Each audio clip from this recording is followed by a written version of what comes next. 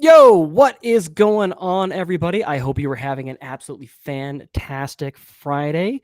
We got so much to chat about, so much to be bullish about. And I imagine the first thing that's kind of hanging out on your mind is, who is this guy? Where is Ben? What did he do with Ben? Well, at the express instructions of my lawyer, Dale, I will not be answering any of those questions, but we got a ton of stuff, a ton of news and things to be excited about. So we're going to dive kind of right into it.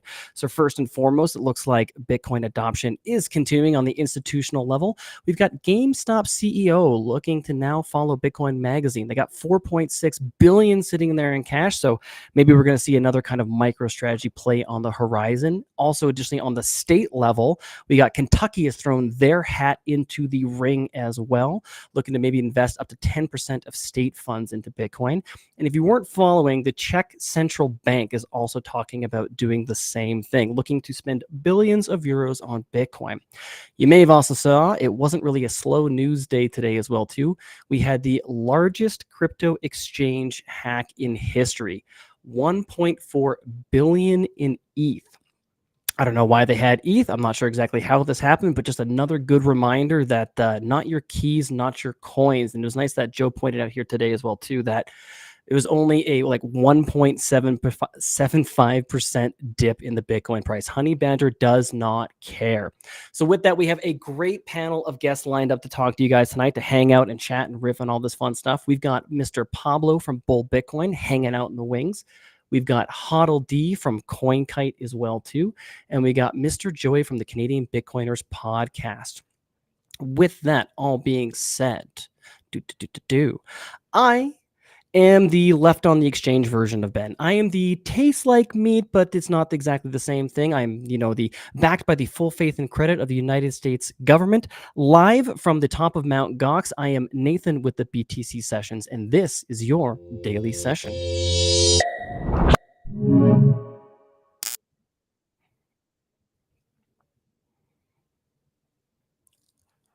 All right, enough of that. Let's get the team in here. Let's welcome to the stage. We've got Joey, D, and Pablo all coming in to hang out. Welcome, guys. Thank you so much for joining us today. I do want to dive right into it. You guys know the show. You know the format. We got a heavy maple syrup and recurring guest crew up here today. So, Joey, I'm just going to start off by throwing it right to you, my friend.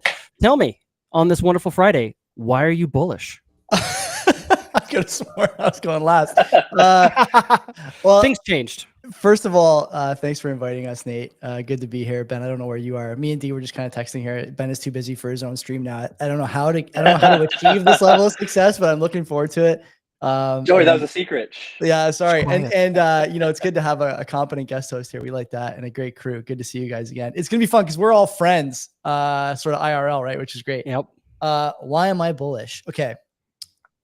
There is, I think, and you mentioned it in the intro there, Nate, a gap in understanding for Bitcoiners. And it's a kind of a fun one. It's one that will leave you feeling better about the price, better about the adoption, better about all these things.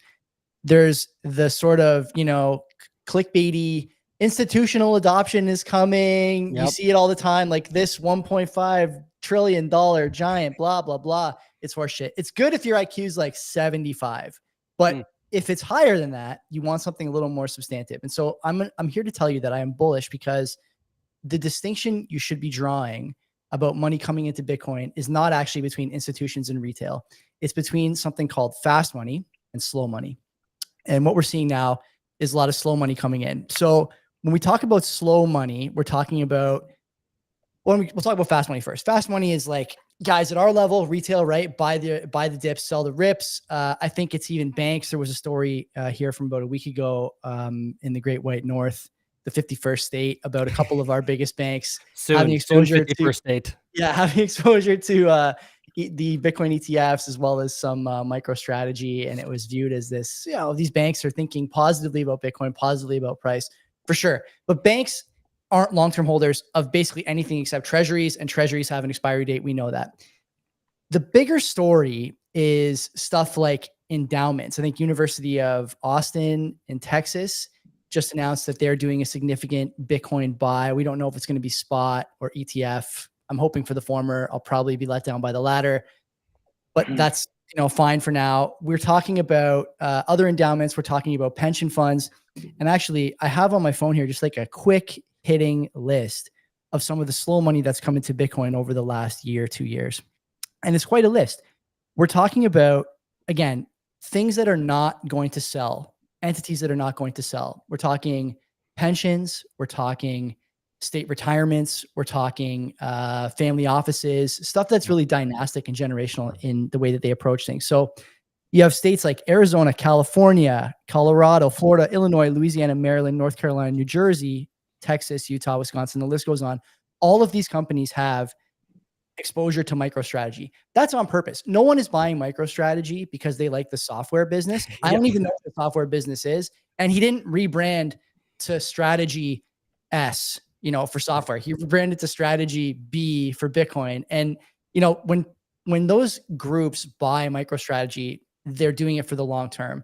Their mandate is one that is centered around preservation and survival, not around getting rich and having a good quarter, which is big for Bitcoin. There's a lot of people who want to get rich and have a good quarter. Some of them are closer to us than we think, in my opinion. And these guys are not like that. Then you can take it a step further and think about some more slow money coming into Bitcoin. Cantor Fitzgerald, you may remember from November, Mike Saylor gave a presentation to the Cantor Fitzgerald crypto group or crypto conference talking about the reasons that MSTR has been so successful, the volatility is vitality meme, and of course the Trump max.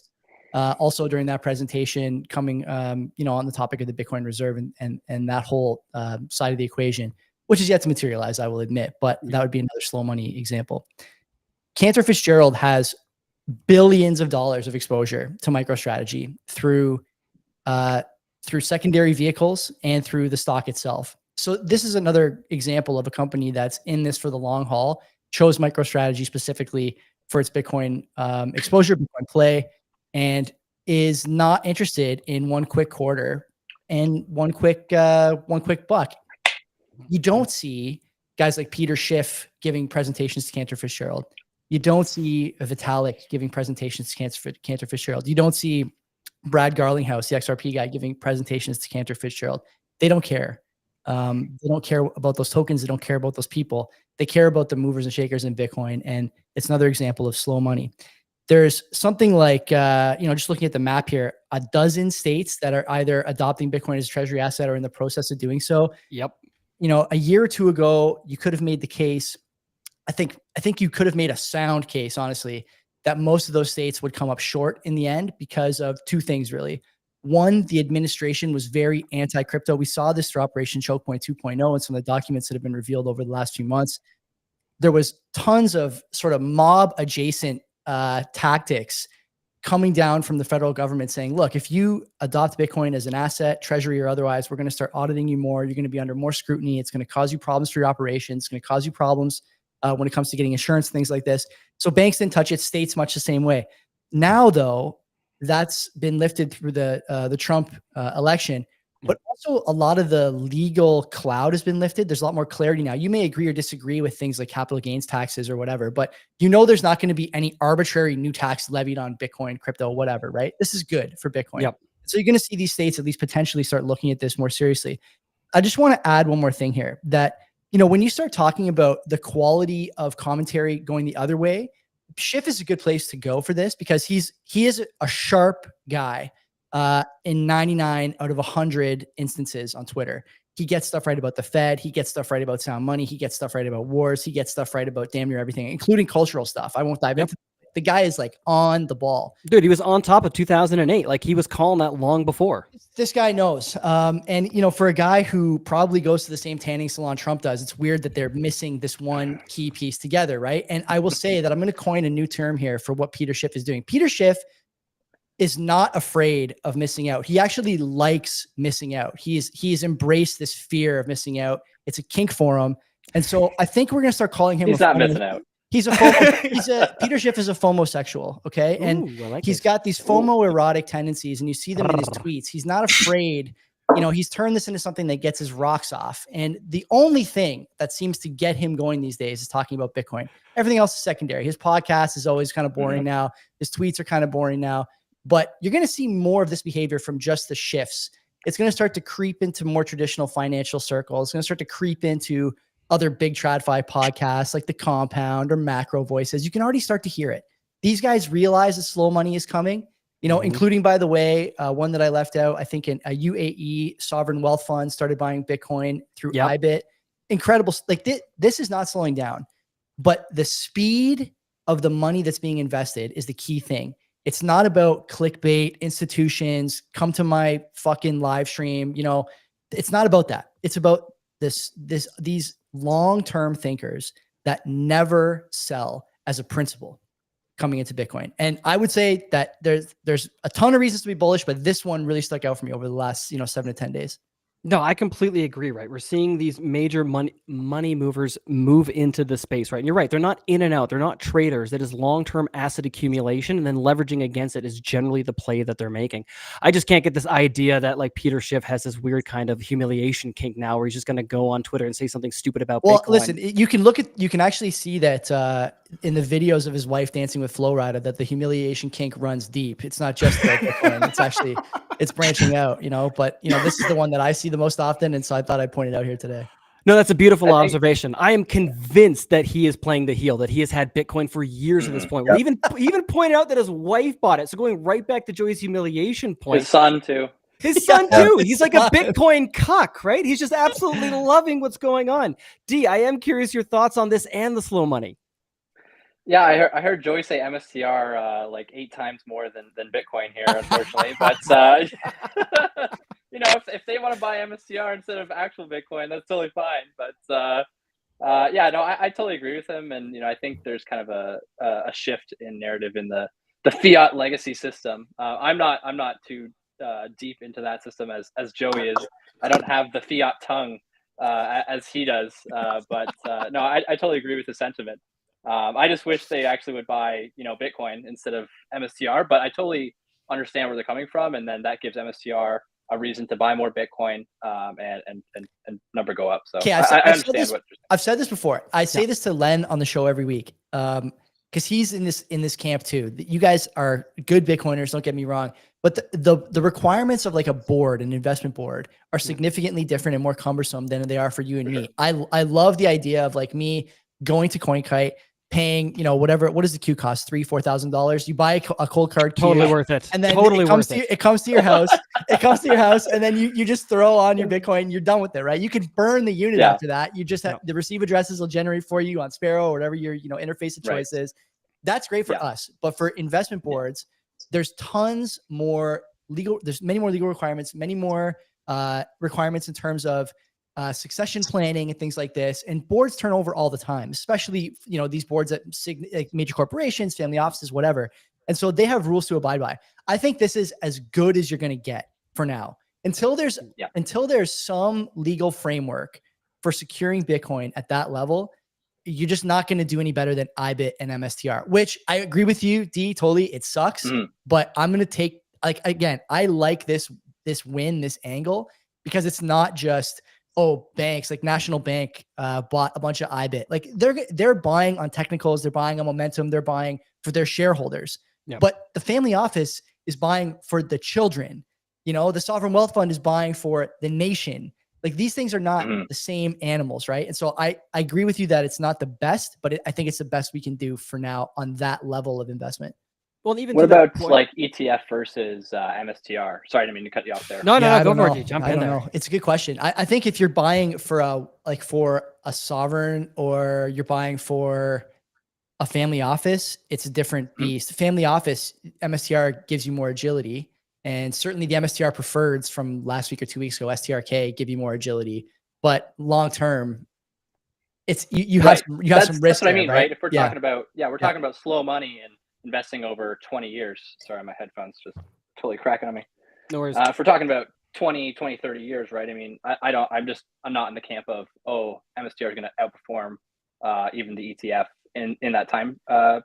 Really? But, I mean, yeah.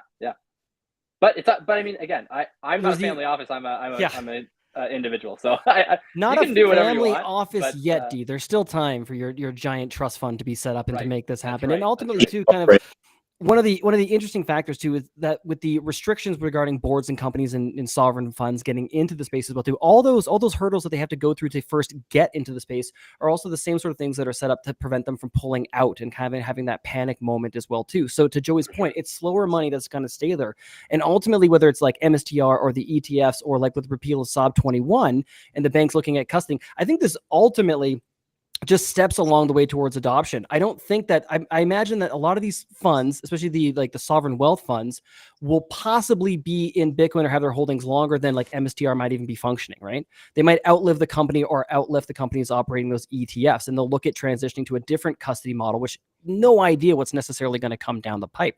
But I've been hogging the mic. Pablo, as you're sipping that lovely, delicious, what looks like rosé, tell me, my friend, what do you think about this? It's no money. I'm drinking it's my first time trying this, actually. I'm drinking Botran, which is like an 8-year-old Guatemalan rum that I just picked up from down the road. Ooh, yeah, man. I'm pretty close to the border right now. I can see Guatemala from the back end of the yard. So we're getting rowdy today then. Life is pretty tasty at the moment. And in terms of all the ETF and the micro strategy kind of game, like obviously don't blow your load and spill why you're bullish, but mine's the total opposite, top down versus bottom up. At the end of the day, I just don't see how I think this is falsely positioned top. Like you were saying, Joe, it's the best we get until we get something better. But my sight is on the better right now. You know what I mean? We don't have to just wait. And plus, like, we're looking at the mission at the end of the day here. Bull Bitcoin is put Bitcoin in as many hands as possible. Is the ETF doing that? No. Is MSTR doing it? No. So it depends how you see Bitcoin, but it has all of these different value properties, and I think MSTR and the ETF are using one of those rather than the whole 7. You know, it's value, it's store of value. That's it. 100%. Yeah. But we're looking at an entire new asset class. So every time you mirror it on some of the bullshit asset class, you lose all the properties of Bitcoin. And it's great when we get good headlines, and it's great when we see that people start to get to know Bitcoin and how to custody it in these huge investment programs. Market cap go up, number go up, and everything, but it kind of misses the point of why it's an asset class unto its own. So I never followed like MSTR. I encourage people to take the hit on tax and just pull out of whatever registered, you know, be a savage, you know, if you're under 45 years old, 50 years old, just pull out, take the hit. And I guarantee you in 5 years, you won't regret it, right? Just hold the asset rather than anything else. But if you can, you should. D, sorry, it sounded like you were going to say something there as well too. No, I was going to say, and you know, obviously I come off as a hater of MSTR, but I'm not. Like, you know, I just obviously am a self-custody guy, and I'm like, you know, buy spot Bitcoin. Same with Pablo, I'm sure. I just struggle to find, you know, I find always people want to hold something other than Bitcoin, and it always just falls short, right? Like, obviously the past few years, MSTR has absolutely outperformed Bitcoin. Will that continue? I'm quite unsure. I don't think it will. I think people always try and they just end up failing. It's kind of that shitcoiner mentality. Not that Joey is a shitcoiner of any means. He's close by the sounds of it. I'm getting absolutely bursted here. You're getting this over the coals. That's not a shot fired, but it's a ricochet. Like, that's right. Yeah. You know, people want to outperform Bitcoin and have exposure to Bitcoin through derivatives, but in the long term, your best bet is holding the actual asset. That's how I feel. Whether that's true or not, I don't know. I just find it the safest bet. I hope that family offices can at least hold the ETF. I'm not even a huge ETF guy, but I'd almost bet on the ETF outperforming anything else, as long as it's following Bitcoin 1-to-1 over the course of 30 years. I will agree with most of that. Like, there's two. I don't think you're an MSTR hater. I also don't think you're an MSTR enthusiast. And when I think about, like, you know, the difference between and you guys, I think you guys both making good points. The number go up thing is like one piece for this panel. Doesn't matter that much. Like, the price is great, but I'm not planning on selling. You guys are not planning on selling. So it's not really a big deal. The thing the case I always try and make is, I think about my own entry to Bitcoin, right? And, you know, back in 2016, 17, there wasn't really much in terms of, like, you know, ways to get exposure to Bitcoin outside of just like buying on an exchange. And that's a scary thing, because back then it was truly the Wild West. Like, Coinbase had basically no ID requirement. You were like doing debit transfers off your debit card. They wouldn't even take a credit card for a while.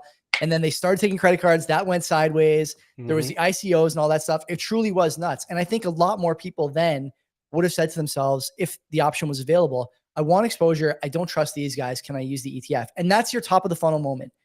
And so, then the difficulty for a lot of early Bitcoiners, I say early, that was probably like mid-range, but the difficulty was if you don't have that top of funnel moment, there's nowhere for you to fall into otherwise, right? Now, at least, thanks to stuff like MSTR and IBIT and whatever other ETF symbols there are, at least if you don't hit the top of the funnel and fall in, then you hit the top of the funnel and fall into something else. I am not talking about my coin bag, my TFSA is off limits tonight. Okay? You want to talk about that? You come to my show on Monday. I'm not. Thank you, Benny. Thank you. It's funny though that like I think sometimes we as Bitcoiners lose sight of what it was like for us at first. At first, there was no place for us to go except to these exchanges and stuff. And so I'm curious. Like, I don't want to hog all the time here, but like, do you guys think that coins on an exchange is better or worse than IBIT, the ETF? Like where do you come? Yeah. What is the difference? Where do you come down on that? For me personally, I would go the ETF. I think would be better than any sort of retail facing exchange if you're going to leave them on the exchange. Ultimately, self-custody is the way to go. But you're right. You got to meet people where they are and there's give that transition, that learning kind of coming in as well too. And even with moments like today with Bybit, with the exchange having that major hack, that reminder there that like, the hard truth of it is that even with an ETF, there's still that risk. If you never get away from custody risk, even if you're not doing it, custodial risk is still there. It's always there. And then if you're introducing a third party, you're just layering on top of it. And if you're introducing an ETF as that third party, well, now you're getting a fee to have additional risk on top of the risk that you already had. But you're right. This is everything that people don't understand about computer science combined with everything that they don't understand about money. And they need an easy entry point. And while I think even things like Lightning and other sort of, scaling solutions for places outside the G7 will probably be where they go first. But if you're a wealthy investor who's been in Canada or the US for a long time, you're probably going to start with something like the ETF or start with something like MicroStrategy. But as we know, where your money goes, your mind ultimately follows.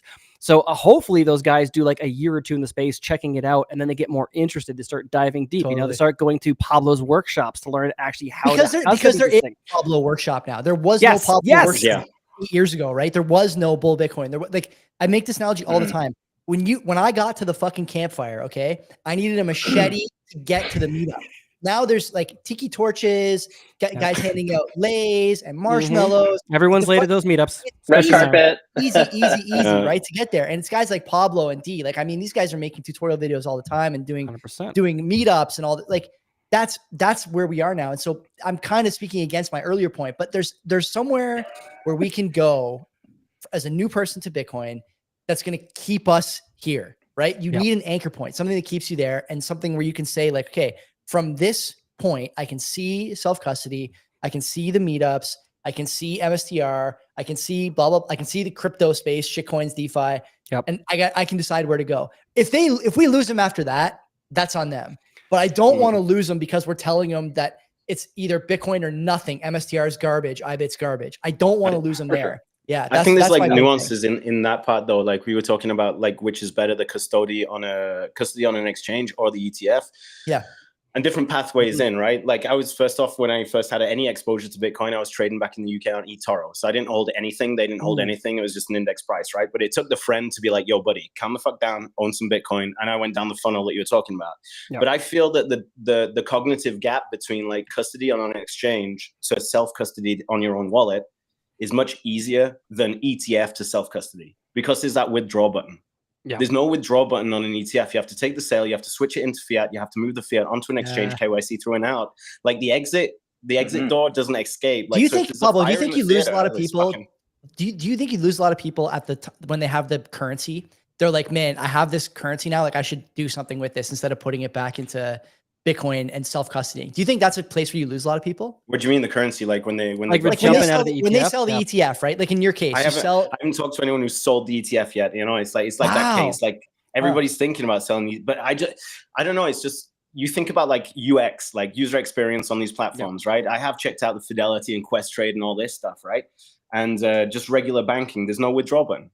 You know, there's a withdraw to the Canadian bank account and then move through. So how many steps, how many clicks, how many emails, how many 2FAs, how many whatever is it? More. Whereas if you're on one of these like custodied exchanges, you do just hit withdraw and they ask you on chain or Lightning and you fucking do it and it's gone. It's off their exchange. So it's like a 2-click versus like a 25-click and a lot of questions. You bring up a very interesting point there, Pablo, and I completely agree because I never even considered that. But that would be something that if you could get in-kind redemption from the ETF, I think would tear down that wall in between. But that's a very good point that from a user experience, that's gonna kind of suck. With that, though, this has been a wonderful topic. I'm going to put a little bow on that one. We're going to quickly take a break from the sponsors as well. When we get back, we are going to go into HODL's reason for bullish. We're also going to give away some sats. And keep in mind, guys, please do like, share, subscribe, all that fun stuff. Help me out here. It's my first time filling in. Give me a pity like if you want to. That's totally fine by me. And keep in mind, too, we're going to try and do a bit of a Q&A at the end. So get your questions ready, and we will be right back with you. Yeah, too fast. Bitcoin Well is the best place to be buying and selling Bitcoin in Canada and the US. And now with Bitcoin Well Infinite, it's also the best place to be making large buys at their OTC desk of over $50,000. Their white glove service gives you fast transactions, no slippage, and the lowest fees. You can scan the QR code on the screen or simply head to bitcoinwell.com/btcsessions to sign up today. And you can share your own personalized referral link to earn commissions. Are you ready to level up your Bitcoin mining game? Mining Disrupt is the world's largest Bitcoin mining conference and expo, and it's happening March 25th through 27th, 2025 in Fort Lauderdale, Florida. Network with industry leaders, discover cutting-edge hardware, and gain insights from world-class speakers. Plus, enjoy exclusive events like the Cigar Lounge and pre-party for meaningful connections. I'll be there, and I'd love to see you. Use the link in the show notes or scan the QR code on the screen right now to receive 20% off your tickets. Don't miss out. DEBIFI is the best and easiest way to borrow against your Bitcoin in a non-custodial way. Funds are held in a multisig escrow where you hold a key, and the platform allows for excellent hardware like the Cold Card Mark IV and the Q. You have access to flexible conditions, the best rates, and institutional grade liquidity. If you're looking to make use of your capital, don't sell your Bitcoin, borrow against it. You can head over to debify.com to check them out or simply scan. All right, welcome back, guys. We are going to hit pause for a second here and give away some sats. We are going to be going to the Bitcoin Well Wishing Well. Let me just pull this up here so everyone can see it on screen. So make sure you got those Lightning wallets ready to scan the QR. I'm going to go ahead and toss a coin into the well, and we'll see what we're going to get out of it. And with that, flick it into the wishing well. Moment of truth. What is it? 210 sats? Hey, look at that. 210 sats. I'll try and leave that up on screen for just, get it, D. Get in there. Get in there. If you do get it, if you do get this, he probably did. He probably sniped it right away too. Yeah, if you get it, leave a comment below. Let us know that you got it. And with that, we are going to now go on to Mr. Hodl D's reason for being bullish. So with that, switch this up for a section. D, it's the same question that everybody is getting, pal. You already know it. I've said it a million times beforehand. Tell me, D, why are you bullish? Yeah. Before that, I just had an epiphany that Ben's doing sponsorships in the background while you're on stage here. I thought it was live. He's producer now. What the heck? Where is he? You know? Oh man. No, I'm bullish because I think there's kind of a Joey said it a little bit with the legacy fiat realm, kind of slow money coming here. But the shitcoiners are also coming to Bitcoin, right? A lot of the people that were in the ICOs of 2017 and, you know, the altcoin, shitcoin bull market of 2020, what was it? 2022, 2021. Those guys are coming and they're realizing that, you know, the gig is up, right?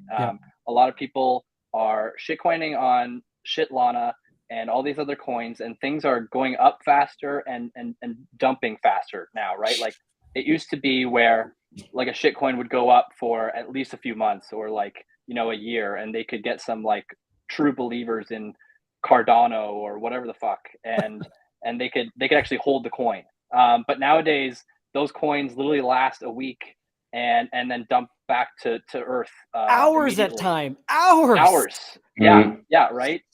It's becoming smaller and smaller. Like it's hilarious. Like everyone knows the gig's up. Everyone knows that they're there to pump their shitcoin and just swap it out of shitlana into Bitcoin, and that's it, right? So that's kind of my shtick, and I find a lot of people on Twitter and on socials are kind of like, oh, maybe I should just buy Bitcoin instead of trading in this gambling fucking casino all day and losing money, right? Maybe so it's nice those toxic Yeah. maxis had a point. Maybe, right? So it's nice to see the shitcoiners come home to Bitcoin, and everything, all roads lead to Bitcoin, as they say, right? And I feel like a lot more people in the cryptoverse or crypto sphere are coming to Bitcoin. There's shitcoining on Bitcoin. Okay, there's all that stuff that's been happening in the past couple of years too. But they're slowly learning, right? I mean, they're still making the same mistakes and giving scammers their money. But I think they're finally coming to Bitcoin, thankfully. So they're learning hard lessons, right? I always tell people, like, the easiest way to learn about Bitcoin is like trial by fire, right? You got to get burned, and once you get burned, then you kind of dig deeper and realize, oh shit, like, why did I get burnt, or like, why didn't I just hold Bitcoin in the first place? So it's nice to see that come to fruition a little bit.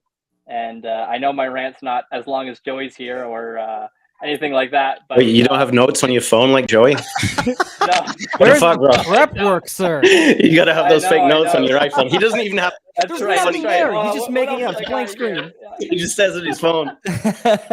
Yeah. So there's the fiat guys. They're coming to Bitcoin through MSTR, right? Okay, the Wall Street bros, they want to trade volatility. They want to trade MSTR. That's fine. I think I know me and Joey might disagree a little bit. I think they will learn a little bit that holding Bitcoin itself is better than holding MSTR, right? I know that MSTR has gone up like 300 to 600% in the past year. I get that.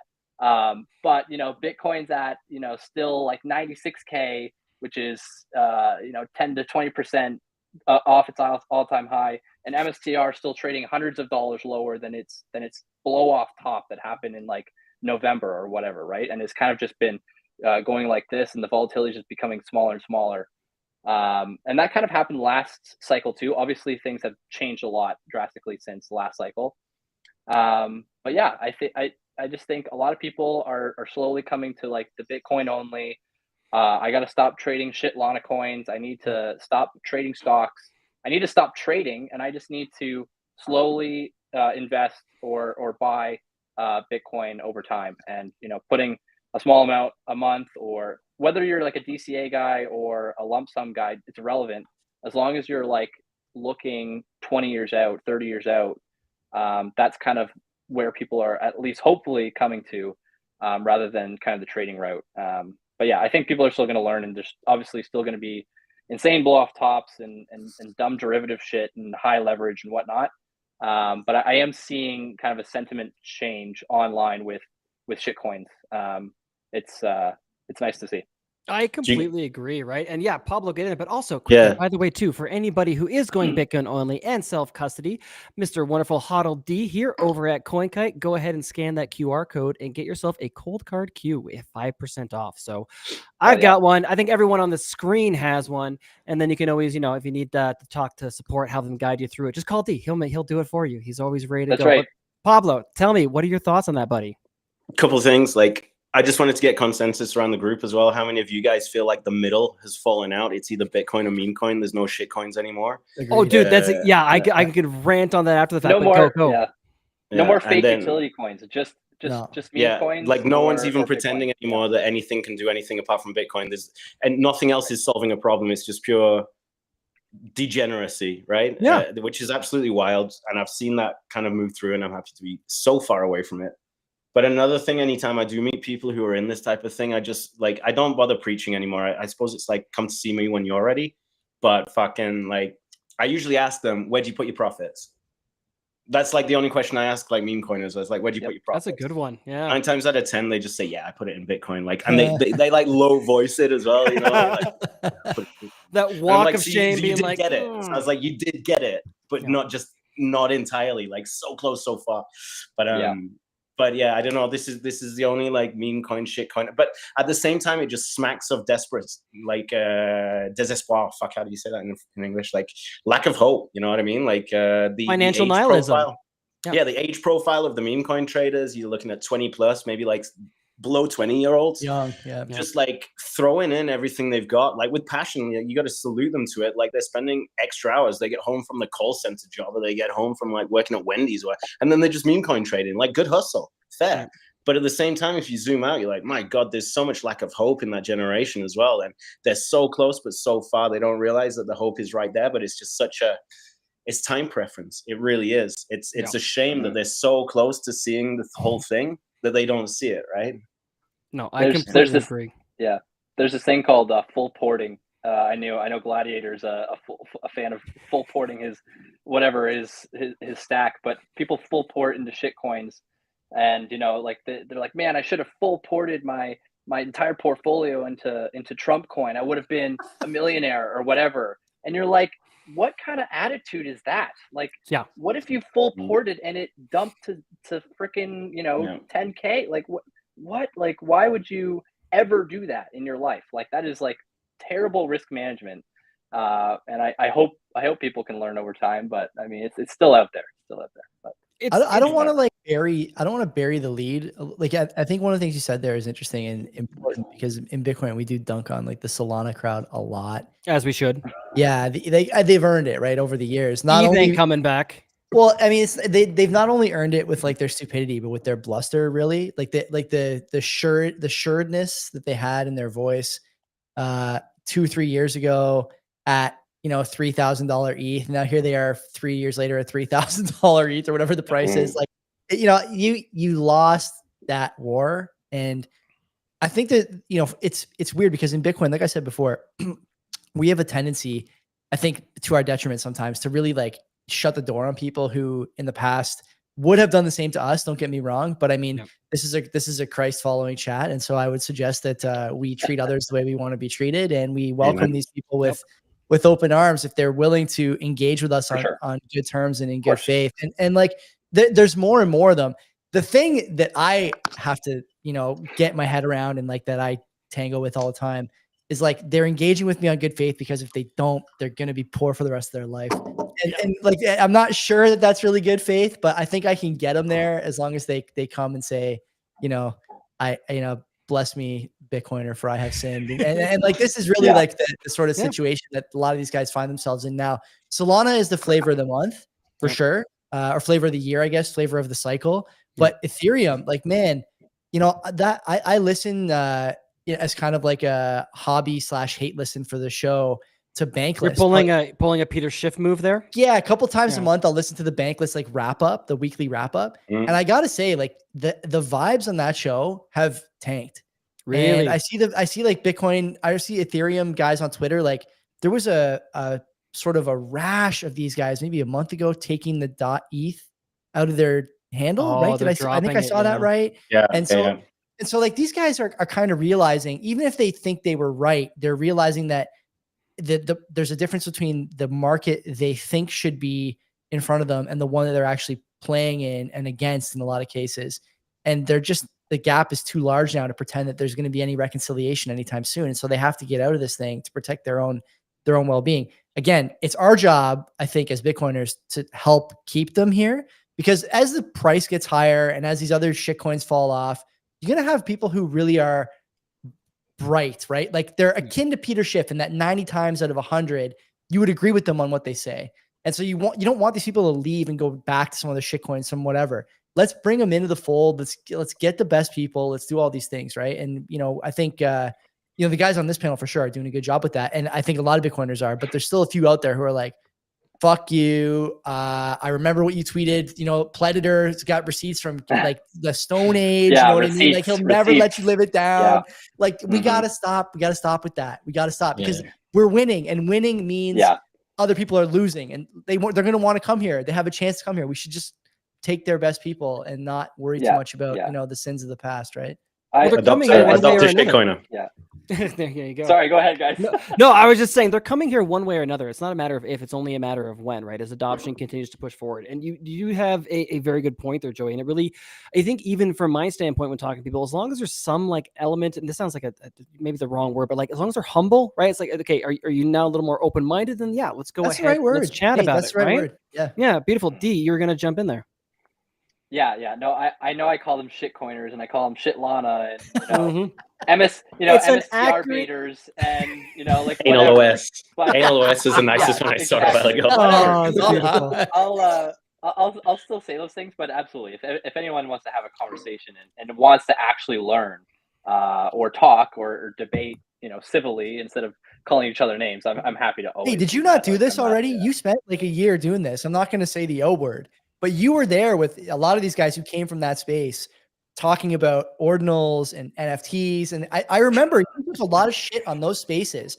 People were saying, "These shitcoining now." Like, you can think what you want about ordinals. I don't care what your opinion is. What I care about is I watched and listened to D try to corral these people, try to lasso these people into Bitcoin from whatever, like wherever, whatever barren land they journeyed there from.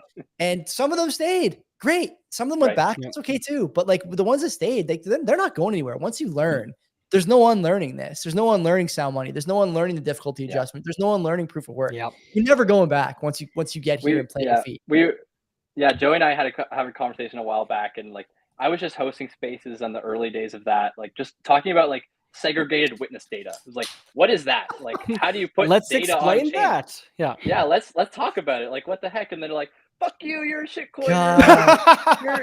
That was the best. That was when like all the Clubhouse people were coming over to Twitter Spaces too. Like that was an outstanding era. There should be some kind of statue built for that. Yeah, it was needed wild. In the museum. I wish I recorded them. I wish I recorded them just to like listen back on them. But I think you did a good job, exactly. though, D. There was opportunity there for you to really like, go the wrong direction a lot of times. There's a lot of 100%. Like guys in that chat who are coming in. I shouldn't say that chat, but those spaces who are coming in looking for ways to draw people out of this, the same way that I think you were looking for ways to draw people in. And that's that, but it's our job, right? And so like to kind of go back to your reason for being bullish, they're gonna come. So why not just meet them with open arms, meet them where they are, whatever, terminology, phrase you want to use, and just go see what happens. Like Pablo said, I'm not preaching, but if you're here and you're ready to listen, I got something to tell you. And that's it.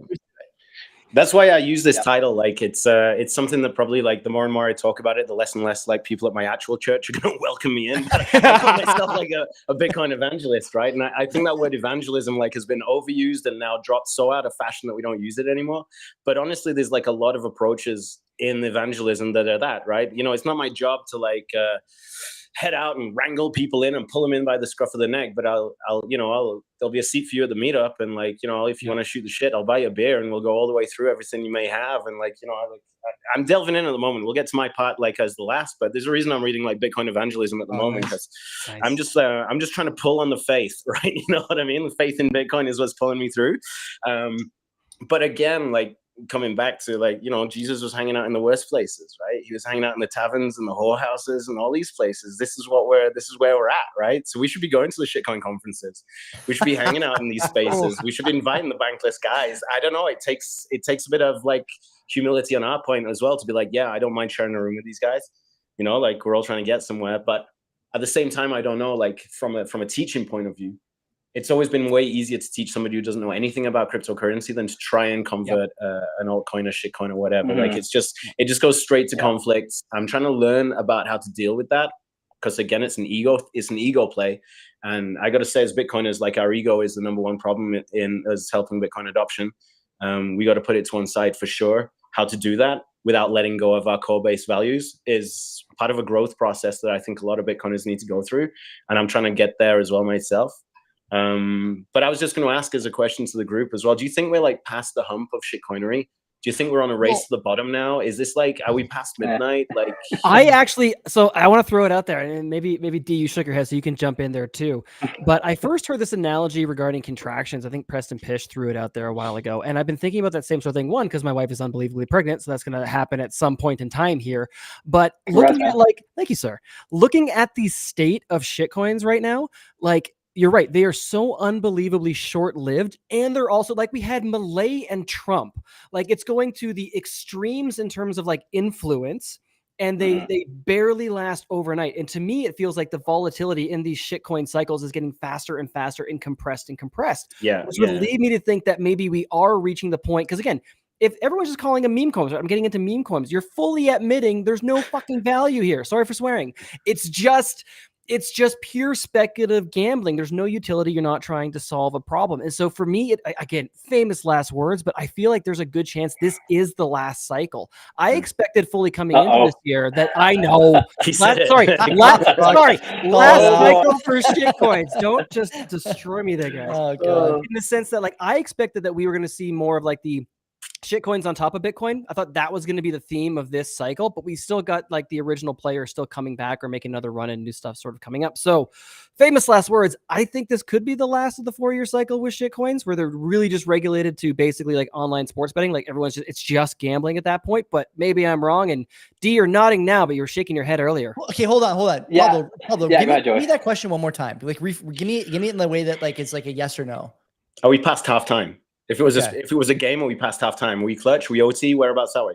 Are we halftime on the way to what? Like Bitcoin only? Like Bitcoin Bitcoin? Like, where are this kind of like Bitcoin versus altcoin, shitcoin, meme coin, whatever? Are we past halftime? Yeah. Are we heading into like, you know, the closing minutes of this game? And it's no longer like, think about the quality of opponent we've had over the years, right? You had like, you know, early on you had like the XRPs, then you had the ICO boom.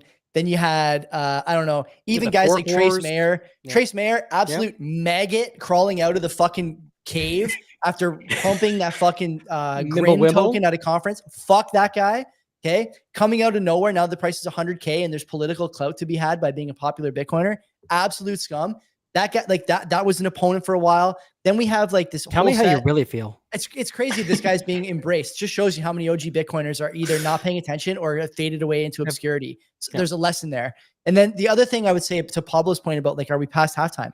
Look at the opponents now. The opponents are like central banks. It's that guy whose suit is always too small, no matter how much fabric he uses. Oh, Augustus. Jesus, he is reinventing suit sizes on a unbelievable. basis. It's unbelievable. But the guy's got more X's in his suit title than the Super Bowl. It's crazy. And like he's like the sort of among the last vestiges of the old way, right? And we never even, who was talking about that guy 5 years ago? Nobody.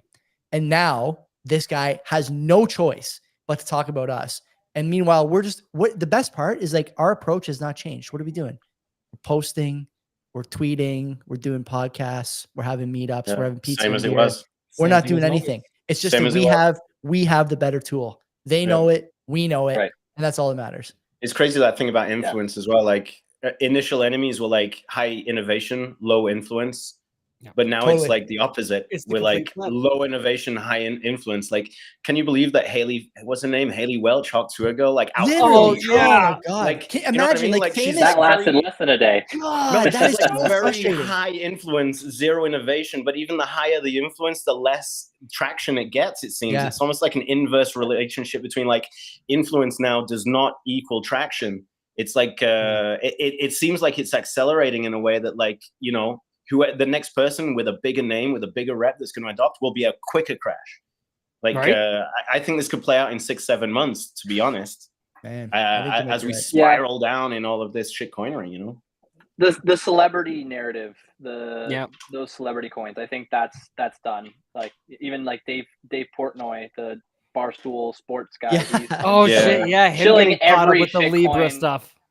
Isn't it the best that the four of us can sit here and talk about? Like, the Hawk Tua happened like a month ago. I already forgot. It feels Portnoy like was like earlier this week. Already forgot. It's just like over and over and over again. The Hawk Tua girl, talk about a sort of like, you know, treatise on current cultural norms. A girl gets famous for going to a pre-drink and then on the way to the bar talking about, you know, using a little elbow grease on your, you know, purple mushroom rocket and gets famous enough to do $1 billion rug pull 2 months later. Is that not crazy? Yeah.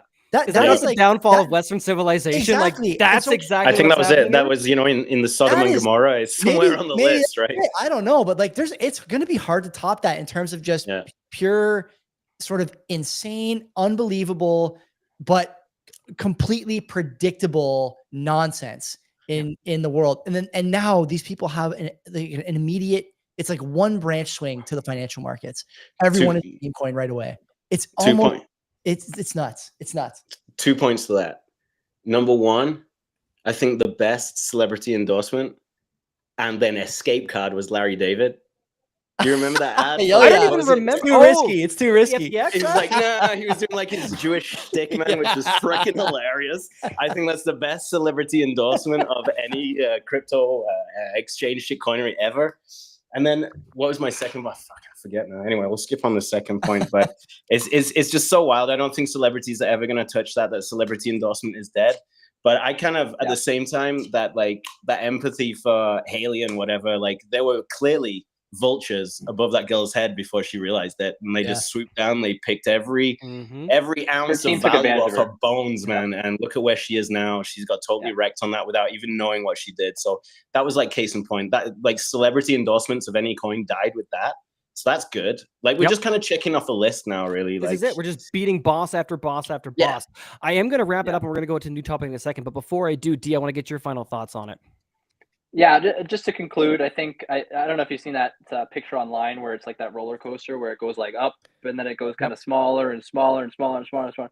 Right, that's kind of where we're at with the shitcoin, meme coin realm right now. I am always skeptical of like, oh, what's next, right? Like what new shitcoin AI token bullshit is going to come out.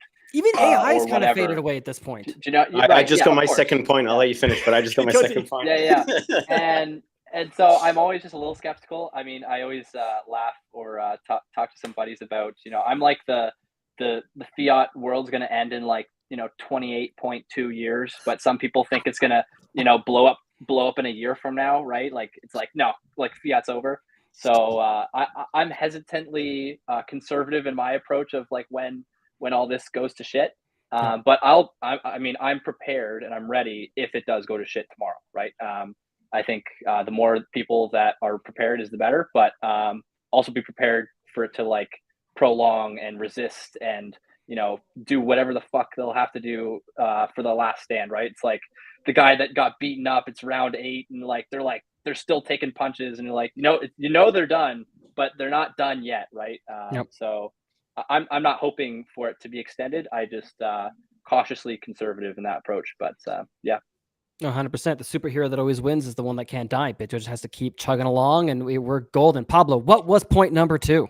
Yeah, I was going to say we got to kill every project with like 1 to the head, 2 to the heart, CIA style. Like you just got to kill them off. You know what I mean? Like I hate it in the movie where they just like they're knocked out, they're KO'd, and they just turn their back on them, and you see them get up behind them. Like, always, just like Jason CIA Voorhees, finish. 2 in the head every time. Every time. That's it. Yeah, my point number 2 is that do you think this is making old men of us? Like an introspection moment right here. We're talking about everyone else right here, but introspection moment. We talked about how quickly like time goes by and like how long ago it seemed like HODL, how long ago it seems like all this stuff happens. Do you think this has like I feel like it sometimes I'm like, man, I sound like a veteran at what, 30 something. I can't project this into like the next 5 years. It's gonna kill me, boys. Can we win already? It is funny. I know. It's funny to think about that. Tiring of winning. Yeah, it's you're right. You're right. It does make you feel like things are happening fast. I don't get excited basically like at anything in the real quote unquote fiat world anymore. It's just no matter. I mean, don't get me wrong. I like the occasional Trump public dunk on somebody. They're just fun. That's about it these days. That makes me laugh. Like everything else is like, man, you think? I mean, like today, it's like what? It's like a 1.4 billion hack, and we're like, yeah, just another day. Just another day. Just another day. Everything has gotten so ridiculous, just so crazy at this point. Yeah, it's definitely aging all of us. And with that, all right, we're going to take a quick break for show sponsors. When we come back, we're going to be rolling with Pablo's reason for being bullish. And don't forget, end of the show, we're going to do Q&A. We're going to pull some questions from the chat for the audience. Wait a minute. Who's doing the ads? Why don't you do the ads? Just do them live. How Live read. Who are the companies? First Bitcoin Well. Who's the other one? We had we've got CoinKite. I think coming up with this one, we got CoinKite. We got AQUA. No, I'm gonna let my assistant do the ad reads. That's what he's here for, right? I'm stepping. The guy in the back. Yeah. The guy in the back is gonna take care of it. Please. Time to wake up, man. Wake up. Comment. Ben. Ben, if you hear us, your it's your live time, stream is going off the rails. Everyone's been drinking and it's getting crazy. We've got almost 2,400 people hanging out here live. So again, and we got over 100 on the YouTube stream. So please do hit like. Quick ads right back with you. Let's get it. Too much maple. Looking for a simple and secure way to manage your Bitcoin on mobile? AQUA Wallet has you covered. It's user-friendly and puts you in full control of your Bitcoin with secure self-custody. AQUA also supports Lightning and Liquid Network, making fast, cheap Bitcoin payments and asset transfers easier than ever. Plus, it even supports stablecoins, giving you ultimate flexibility. Built on open source code, AQUA is transparent, trustworthy, and perfect for beginner and pros alike. Ready to upgrade your Bitcoin experience? Click the link in the show notes or scan the QR code on the screen now to download AQUA Wallet today. Securing your Bitcoin doesn't have to be complicated or invasive. With NUNCHUK's HONEYBADGER plan, you get state-of-the-art multisig with built-in inheritance planning and no KYC required. NUNCHUK is trusted by users to secure billions of dollars in Bitcoin. The HONEYBADGER plan offers 204 assisted multisig, guiding you step-by-step on mobile or desktop. It works seamlessly with hardware wallets like TapSigner, ColdCard, Jade, and plenty of others, so you're always in control. Plus, with non-KYC inheritance planning, you can ensure your Bitcoin goes to your loved ones. No private info needed. Take control of your Bitcoin today. Click the link in the show notes or scan the QR code on the screen to check out the HONEYBADGER plan. CoinKite has been in the game for years, creating hands down the best and most secure hardware when it comes to securing your Bitcoin. The ColdCard Q is an absolute powerhouse and my daily driver, and it's ideal for newcomers and advanced users alike. The TapSigner gives you a low-cost, user-friendly option for those just getting started or for convenience when traveling. You can head to coinkite.com and use code btcsessions for discounts, or simply scan the QR code on the screen to get started right away. All right, and we are back. Awesome. There you go, D. Nice little CoinKite ad at the end there for you, buddy. Woo! Right? Beautiful. CoinKite. And with that, we will keep things rolling. We'll keep the show going. So, Pablo, I'm going to give you the same question I gave to Joey, the same question I gave to D, the same question that everybody gets on the show. Tell me, my friend, why are you bullish? Yeah. Why am I bullish? Like, honestly, happy to be on the show. However, Oh no. timing was a stinker, right? Timing was actually a stinker, and it's nothing to do with you guys. It's to do with me. Like, I don't know, we're getting into like I wanted to do this. We were talking about shitcoiners earlier and like how we can welcome them into the fold and stuff. And what I'd love to do at a meetup at some point is like, again, I'll get myself kicked out of my local church for this. I wanted to do like Bitcoin confessionals. You know what I mean? Nice. Like people sit down and they like, okay, so what's up? When did you shitcoin? Like, how is your setup all janky? Like, Hi, my name's I D. know. It's been 5 years and 2 Exactly. months since I last shitcoined. Exactly. What do you So get I in might penance if you I mean there's obviously like there's gotta be something you're thinking of. I don't know. I'm not too deep down the Catholic, like the auto-flagellation and things. That's gonna, I don't know, D, if you can provide like, fuck, I got these things. Like this like USB cable is pretty like flagellistic, if you will. Like, you know what I mean? Like, fuck. Just a couple of Oh, cold man. cards on a chain. That's it. Anyway, we can develop that if you want to get really orthodox about the thing. But anyway, that being said, we'll work this out. I'll be the first to go, all right? So Bitcoin Confessional is coming up right now. So terrible timing. I'd been like, I don't know, the last time like the three of us hung out, the four of us hung out like in real life, I think probably like Toronto or out in Calgary, whatever. I was super, super bullish on 2025. I remember like just in every chat, I was like, this is going to be a killer year, man. It's going to like, we're just going to crush it. Everyone's going to win. You're going to get so tired of winning, like whatever. But honestly, in the last 3 weeks, I think I had misplaced trust in people that weren't actually working for Bitcoin. Really? That's my Bitcoin confessional. Yeah, I mean, like, I don't know, like, I jumped on not because it was just funny and the memes were great and like the interviews and the podcast and it was better than anything on Netflix, but the US election. Yep. Totally got wrapped up, went out to Nashville. I was like, RFK, let's go. Vivek, let's go. Trump, yeah, why not? So I was like, okay, it's going to happen, you know, day one. Ross went out day one, but nothing happened with Bitcoin, really, let's face it. Millet came out recently. You know, everybody's like, this guy's a savage. He's a libertarian savage. So I got cranked up about that. I was like, let's go. And then like around about pre-Christmas time, I booked my flight out to here to El Salvador. And like a week later, they were like, yeah, we're pulling that Bitcoin law. Joke's on you. Oh no. So I was Oh, like, no. I just started out. The last 3 weeks have just been so wild. And I'm just like, but then I did the introspection, right? So this is pivoting around to why are we bullish? And can I share a screen right now? I don't know. Give it a try. Yeah, let's give it a try. Can you see that? Nothing on my end. Share entire screen. You have to, I think you at the bottom probably, Nate, somewhere you have to like add it. You have to the allow screen. them at some point. Yeah, keep playing All around. right, see if I can add you I'll on. keep chatting and you look into that. But basically, the way I worked it out was it was misplaced faith in false agents for Bitcoin. That's something that we've all got to avoid. We were talking at the top of the show, Joey, with like all this slow money, and it is a behavior of the money, but the people involved in that aren't actually working for Bitcoin. Yeah. And I learned that Trump isn't actually working for Bitcoin. Got Elon it. isn't working for Bitcoin. Millet isn't working for Bitcoin. Bukele isn't working for Bitcoin. Like the four of us right here, we're working for Bitcoin, right? So Hell this yeah. is kind of this is where I started to get bullish. Like I had to get a prep talk like this afternoon from a local Bitcoiner I in El Salvador. I was like, I'm on the show in an hour, and I'm just like, I'm bearish, man. I was like, what goes on? And I was like, okay. So what is it? And it's gone full circle in the last couple of days. So this is like fresh off the top of the dome. But Bitcoin is and has been and will always be a grassroots movement. Period. So I got caught up in this misplaced bullishness around political adoption, strategic reserve, ETF, Michael say even like Saylor, like I don't care, man. Like You're the so guy's right got about so Saylor. much Bitcoin, Yep. but he's not funding anything. I talked to the guys in El Salvador, and they were like, "Well, does he have a foundation, an organization? Is he funding education? Is he doing anything outside of a MicroStrategy that helps Bitcoin?" No, he could dev everything. He could solve so many problems that we go through on a technical basis, like, but no.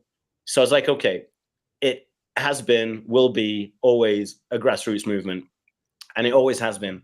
So as an evangelist and a Bitcoin educator, this is exactly where I should be, because I don't want to like. It's cool hanging out on the podcast and everything. I love it, but we're just four talking heads here. But I know that the only way we can make this happen is by getting out there, getting down to it, meetups. The four of us all hanging out at our local meetups. We help organize them.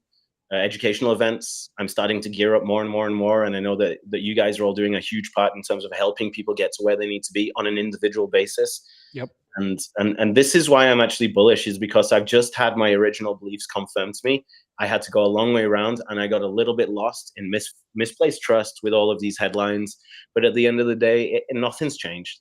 It's a counterculture, not a culture yet. Mhm. And it will always kind of be a counterculture until we win, and then it's done. But I don't think it will go through culture. I think it will always be counterculture, and then it will just be a norm. I don't think it will be like like a kind of like subculture. You know what I mean? It's gonna just break through, and that'll be it. So let's get back to the trenches, get back to it. I'm taking a step back from all of the hype. It's hard to do. It takes discipline. It is kind of like a dopamine hit as well, like jumping onto Twitter and watching like BitBuy fail and like listening to the live streams and like, all of these. I know everything. I'm not learning anything, right? I'm not learning anything from this guy pretty much saying like, oh, yeah, we'll deploy a bridging. I don't care, man. I really don't care what's going on outside of adoption. And that's it. It's kind of like reaffirmed my mission status, and it aligns with what Bull Bitcoin's doing. But everything outside of that, honestly, is a lot of noise, and I didn't realize it until this afternoon. So that's why I'm bullish. Okay, wait a minute. Put him back on this. Put him back on center stage. I gotta ask my question. Okay, listen. You're not tooting your own horn enough. Damn straight. I brought my wife to a dinner we all had in Toronto. I don't know. It must have been 5-6 months ago, and that was when my wife was very pregnant, Nate, and she had nothing but good things to say about you, Guillaume, the whole team. was there, right? It was Kev, you, Guillaume, me, the Caradzas. Like, you know, for her to go to something like that and be basically green, have no she only hears what we talk about. Like, Dee's been to my house a couple times for dinner, and like, you know, she only hears us bullshitting back and forth about the problems and whatnot. But she left that thinking like, and saying to me like, why can't every Bitcoin dinner we go to be like that? Like, those guys are talking to me about stuff that I understand, about stuff that I care about. And I'm like, this is what Bitcoin's about. You guys are doing more than you know, not just on the Bitcoin side, but on the like the lifestyle side, right? Like, you talk to people about stuff that's long time horizons, that's not instant gratification. And by the way, you know, you didn't mention learning Bitcoin there either. You know, like, how did that go? I saw a couple pictures of you on stage at Learning Bitcoin. Like, you guys are doing a lot of good shit. You're not tooting your own horn enough. There's tough days for sure. And fuck if I don't know that doing a show myself. It's like all black pills. But you guys and a bunch of other people out there are doing great stuff. And it's like, you forget that people are watching you. They're looking to you when they need a white pill. You're looking to other places, but some people are looking to you. And so like, you deserve a pat on the back for that too, Pablo, not just everyone else. This is why I came to the brotherhood, my Hell friends. yeah, brother. Fuck yeah. I knew it. I was like, I'm going to do this one thing. I'm just going to bare my soul, and like the boys are going to get me. Like, it is a brotherhood. That's what we say at Bull Bitcoin, between like myself, Guillaume, Mathieu, and all of the guys from Francis down. It is like a brother and sisterhood. We go through thick and thin. We support each other. We know each other's family situations. We help each other out. We sit down and feed together. You know, we travel together. Like, it's tight, man. It's tight. But every time, like, we're dealing with this type of like, it is a cryptocurrency. It is online. So you just get dragged into this kind of machine, and the world is moving beneath our feet. But I think the thing to realize, and thanks, Joey, I just put an analogy to it. Like, I used to think I was surfing the wave of Bitcoin adoption, but I am the fucking wave of Bitcoin adoption. Yeah, fuck yeah. Hell yeah, brother. So thanks for the pep talk, bro. I love you. I love it. Oh yeah. I would just add to Joey's point. I mean, I went to the fiat liability government firm a few months ago, and sessions as well with Bitcoin mentors. Like, you both like are trying to get into the fiat realm of like, hey, you thought like a house was like your retirement. You thought a house was gonna save your wealth over time. Well, check out this Bitcoin thing, right? Like, you're meeting people where they are, and some people never heard of Bitcoin before, and you're at a real estate conference, and you're reaching out to them. So I think kudos to both you, Bull Bitcoin, and Bitcoin mentors for doing that and reaching out. It's really cool, and I don't think a lot of companies are even thinking about that right now. They're just going to a Bitcoin conference, talking to the same people. They're already in Bitcoin. They already have their hardware wallet. It's gonna get harder, D. Like, these guys were in Bitcoin at fucking 10K. It's 100,000 now. It's gonna get harder to care. Yeah. And you can say all the time that, oh, we need like, and I'm guilty of this too. We need OG Bitcoiners to like pay attention, be present, and be guiding lights. Short of like Pierre Rochard, Michael Goldstein, like France, like, who was around in 2012 that is still like running the flag for us now?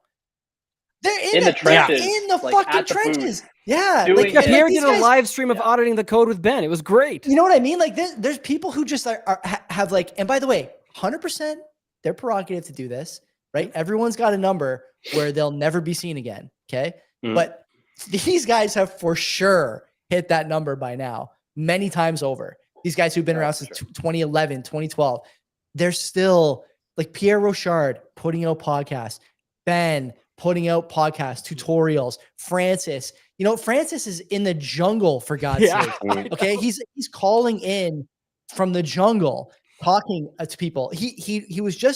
We just had him a month ago on our show. Now, Bull Bitcoin is a sponsor of our show, but we had him before that.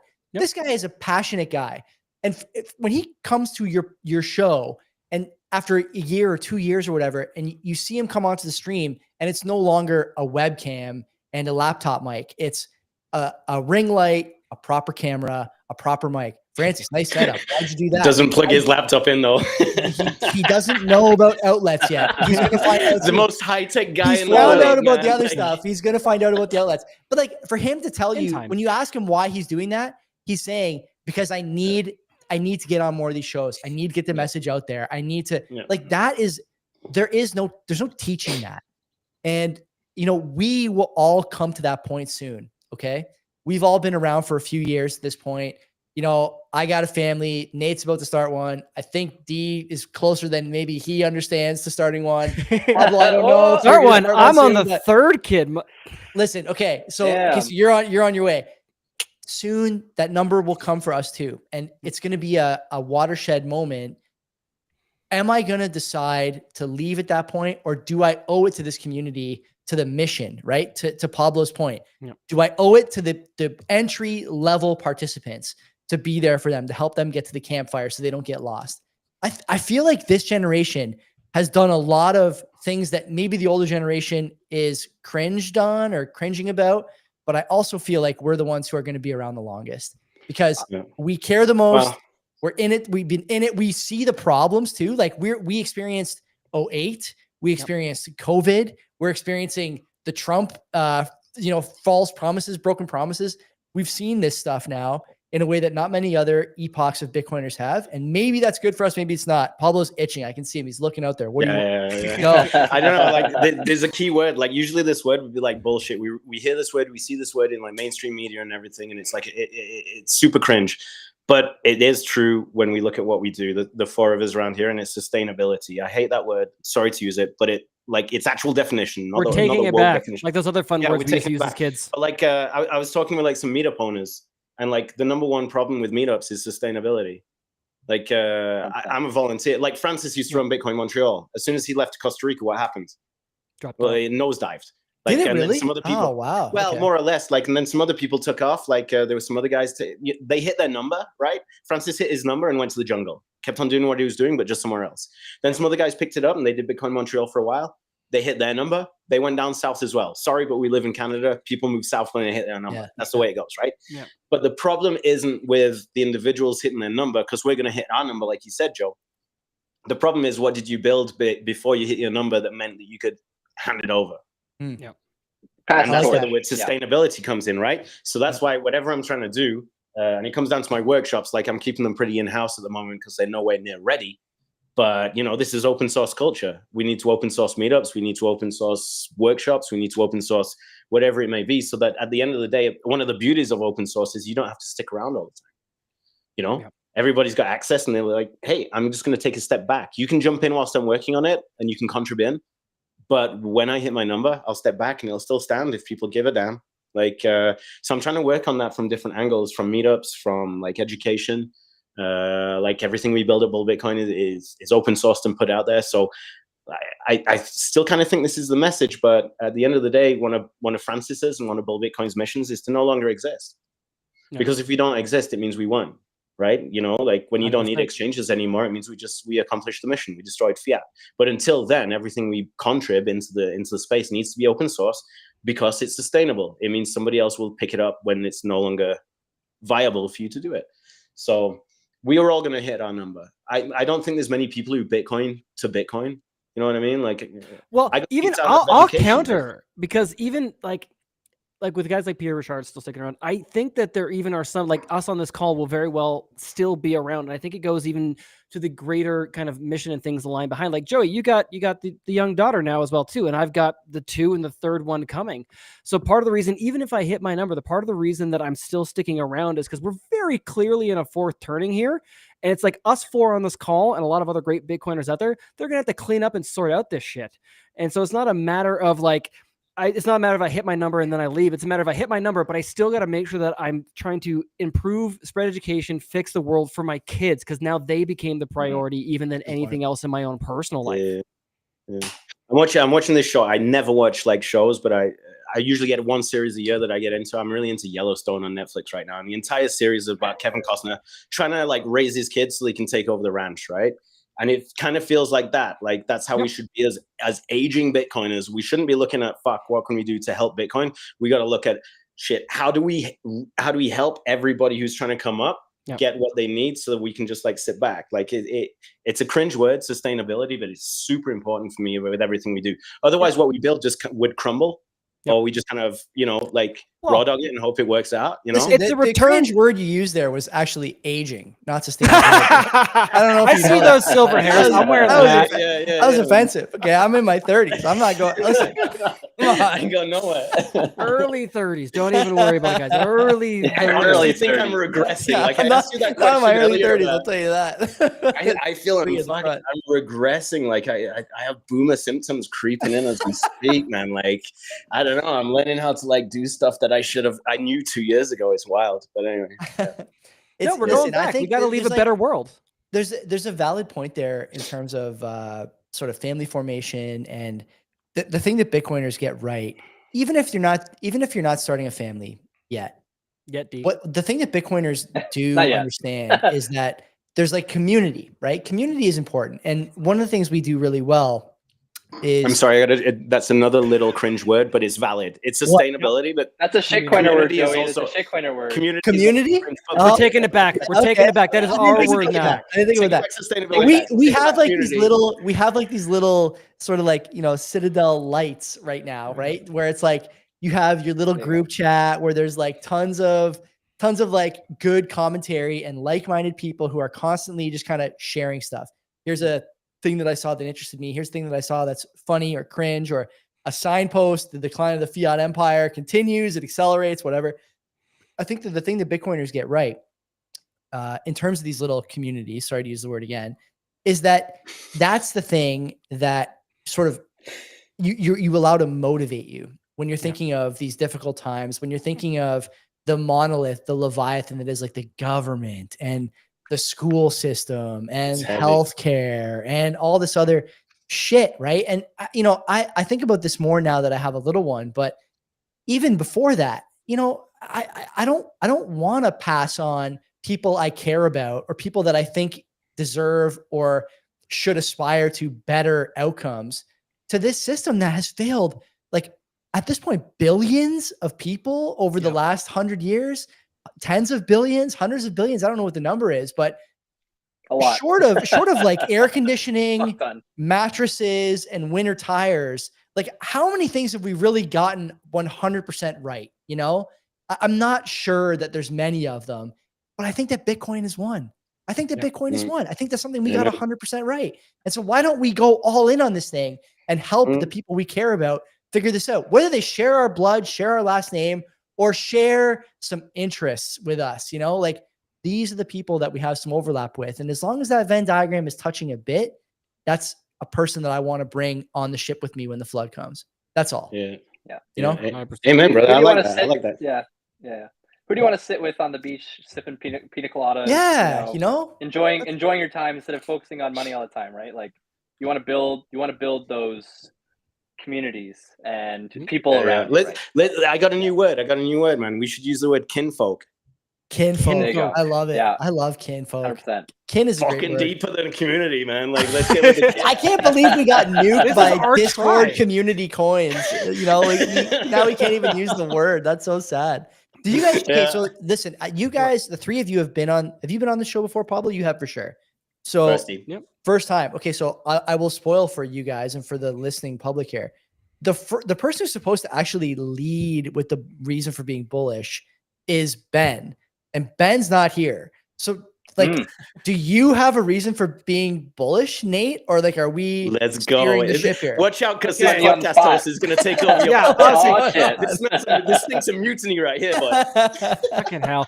I did not come prepared with a reason at all, but let me try and just think about it for 1 second.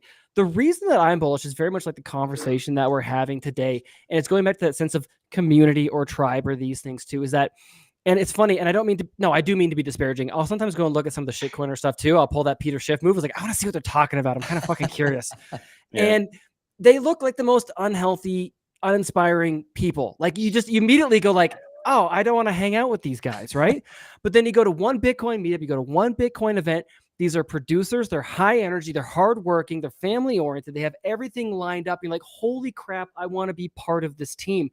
And the team is growing. But not only is it growing, it's pulling in the best people, because it always will. Because in a completely free market system, the only way that you can gain value from everybody else is to produce more value for them. And then even if you want to grow that wealth, it's to not consume reciprocally on your own side. And so it's not even necessarily your smartest, right? It's just your hardest working that are producing value for others will find their way to that team. And every time I meet up with other Bitcoiners, that's exactly what it is, right?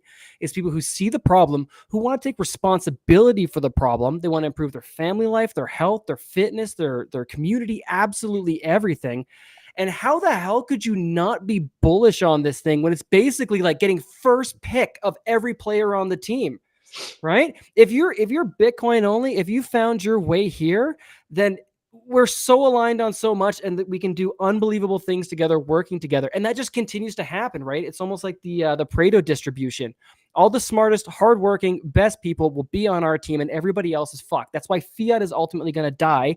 Because even like you think about all the guys in like Wall Street, and I get it, right? You want to go to Bay Street or Wall Street, you want to get the big fiat gains, right? But even as that system starts to continue to have like these contractions and get worse and worse and worse, we took bright people that could have been amazing engineers or carpenters or plumbers or doctors or whatever it may be, and we distracted them with paper fiat gains. Well, that system's going to break down, and they're coming back to our team, and they'll probably be the fastest ones to move in. So I am unbelievably bullish, because I have no idea in like the technology kind of S-curve adoption where we are, but I think we're still in innovators. I think we're getting closer to that early majority, but having basically the team of everybody that you want coming here, working on Bitcoin, building on Bitcoin, accepting Bitcoin, there is that gradually then suddenly moment, and it feels closer than it is further. I know D threw out basically a generation, like 28 years out in the future.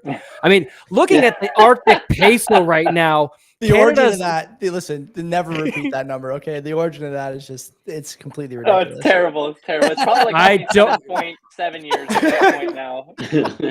I don't even want to know. I'm just going to assume you were a dirty boy, and that's fine. Now, going forward, I think that it's not even that the end is near. Why I'm incredibly bullish is I think, particularly again with Canada, with the Arctic peso, with our moose shekel here too, I think the beginning is near. Like, I think we can actually get back to the best, just meritocracy, the best of us coming forward, being raised up and producing value for everybody else. And I don't see any way, outside of a few random things, I don't see this losing. To Pablo's point, adoption is still happening. It's happening at ground level. People who got burned by altcoins, they're learning and they're coming in. It's a one-way door, right? You come in and it affects the entirety of your life, and you just go out there and start improving the world, and then more and more people funnel in. So that is why I'm unbelievably bullish, because I get to sit down, have a conversation with you three, who are some of the greatest individuals, just like many of the Bitcoiners I've ever met, right? That we can be fast friends, go for it, and we're here to fix shit and get it done.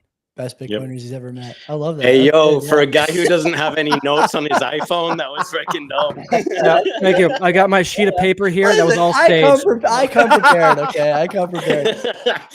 Basically as well, like this show is why we bullish, right? But have you noticed, like, we got like we talked about the snow peso. We haven't talked once about Canada. I don't want to even go there, because this is why we bullish, right? But right? like that's the connection. Like we're like four pieces of the same puzzle, both like all of us north of that border. But the fact that it's called Why Are We Bullish, we haven't touched on anything like that I see around me, that I see in my normie circles, that I read about in the news. Because we all see it. See it. Yeah. And we don't need to anymore. You know what I mean? Once you've got that consensus of like, yeah, you agree. Like we point to the three boxes around this call. Yeah. Everybody agrees, right? So we just move on. Yeah. That's it. Come up with something better. Come up with something better. Yeah. Our moose shekel is depreciating at such a high rate that everything's burning around us, and we're just sipping coffee like everything's fine. You know, we have our Bitcoin. It's fine. I got my Bitcoin. You know, my neighbor's fucked, but like I think he'll be okay. So like, I'll bail him out. I'll buy him some beef. I know a guy that accepts Bitcoin. Weird thing, right? Sometimes I think about some people that over the years I've like really tried to convince on this thing when I was a little, more of a Bitcoin infant, and I wonder what became of them. Did they buy? Did they think about buying? Do they care the prices, six figures now?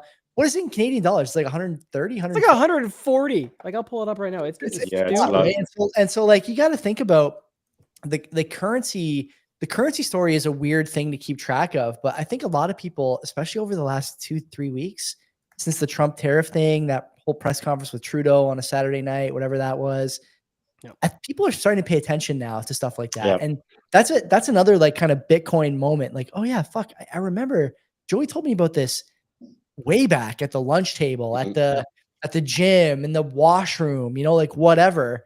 And since then I've done nothing. And now this is like front page news, the currency weakness, the currency story. Yeah. Are we a gas-backed, energy-backed currency? Are we a derivative of the US dollar? Are we our own? Good thing we sold all that gold. That was a great idea. Unreal. And so you have like all these things that, for us have been sort of known quantities for the last almost decade. And for a lot of people, they're seeing this for the first time. Yep. That's a good, I think, good thing. I think there's like an alignment, like the political narrative coming out of the States with the tariffs and everything is kind of like pretty much like, it's like they're like the toxic Bitcoin maxi almost, in like their approach of like cry harder. Like we used to say at Bull Bitcoin for a long time, like cry harder. Like the Trump tariff thing is like a cry harder kind of policy, right? Totally. Yep. It's like, well, what are you doing? How's things on your side? Too bad. Okay. Like you got a choice. Either fucking like, skin up for the game or just cry harder. And like, so there's like a bit of it's not exactly a coordination, but there's a bit of resonance between the political culture at the moment and the Bitcoin culture, how it's been for a long time. That's a great point. There's like a slight harmony going on at the moment where the reflex of what's going on in the States mirrors and kind of echoes or whatever the always has been attitude of Bitcoiners. But now we've just mellowed out a little bit because we know it's the cry harder. We got older. We got older and we're dusting off the chairs and we welcome people into the meetups now. We got past that, but we're like, oh yeah, we went through that cry harder thing too. And good job for the States going through a cry harder approach. I loved it. You see the president of, was it Kenya?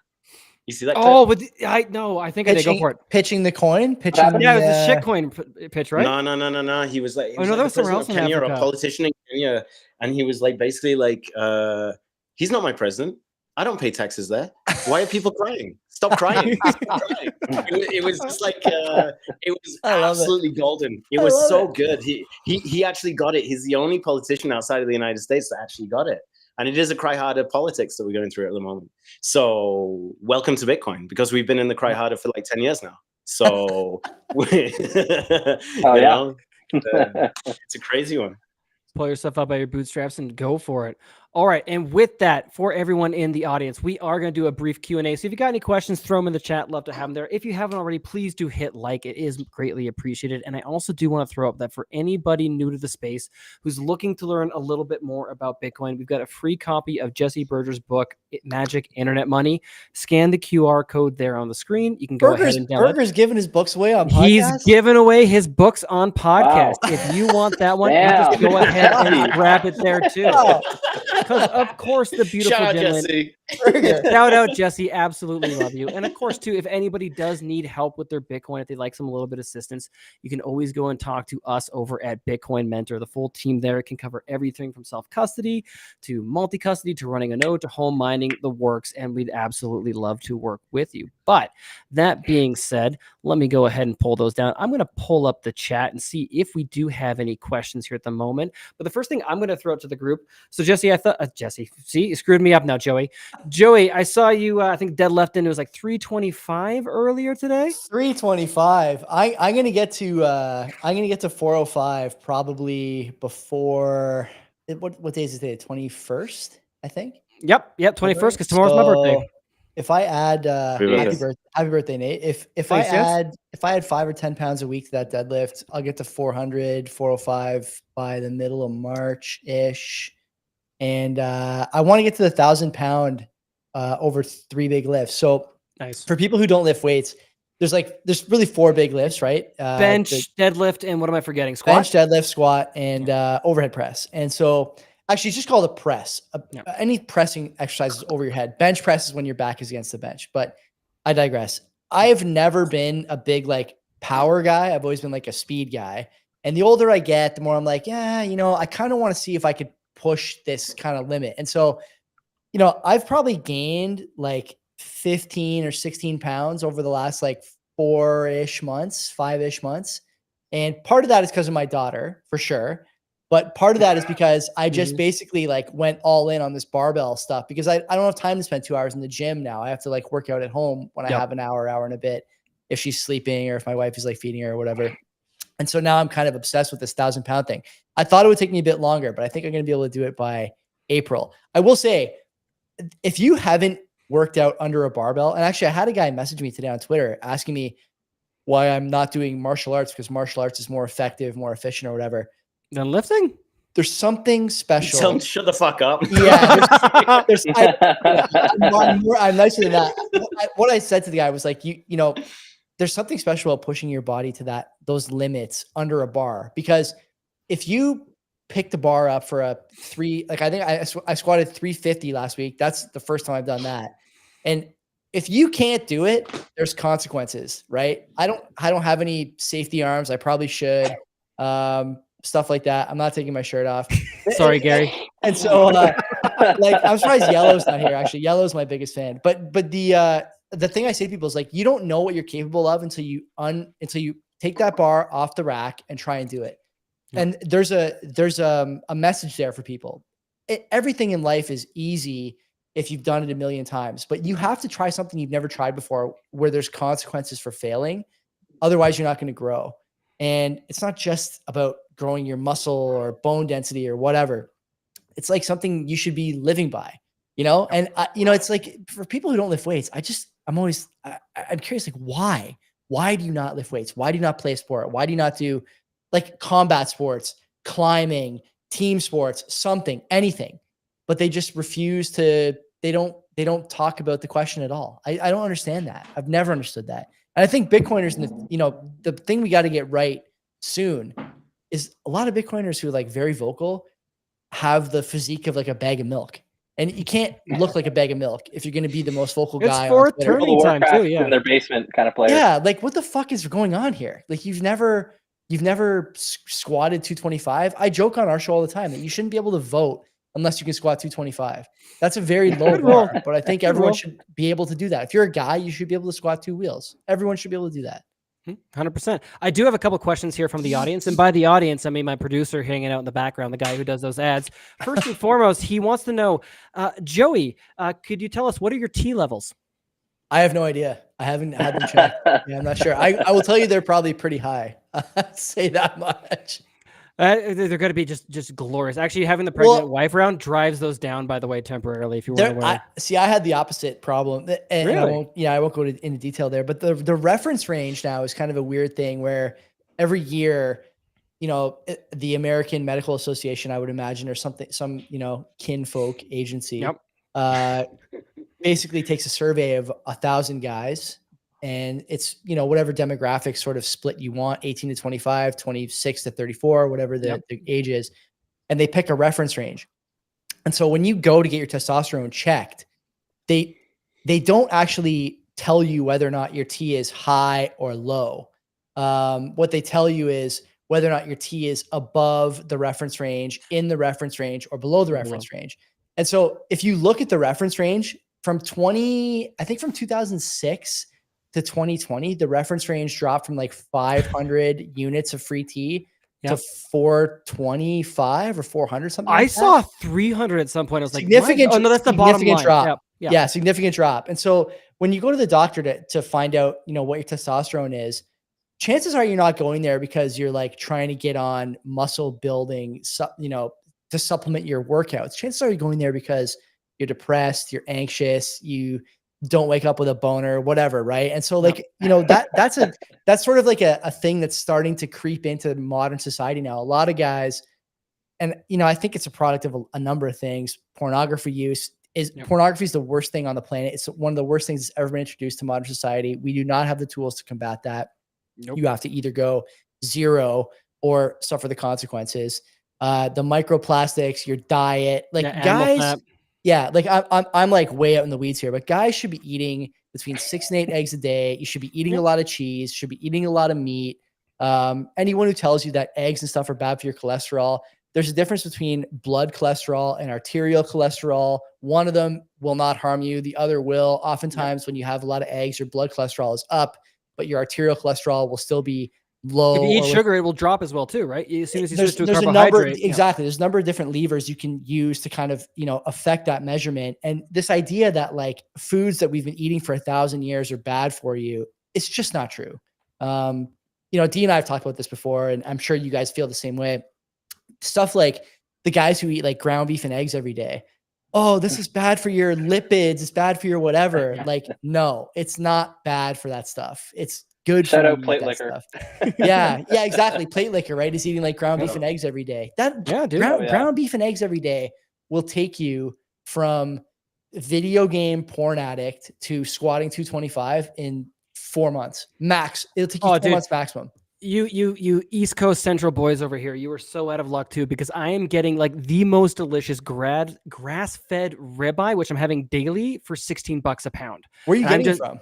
Hutterites. I got the like religious colonies out here, and I just go and buy like $1,000 from them at a time and fill the deep freeze. It's absolutely glorious. That's great. Well, thankfully in Ontario here, we got $8.50 a pound for a quarter grass-fed red Angus beef, courtesy of my stepfather.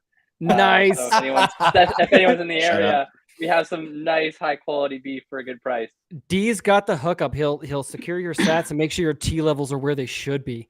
Which, speaking of D here, I know you already answered in the chat, but I was getting the question from Mr. BTC Sessions there too. When mini script, dude?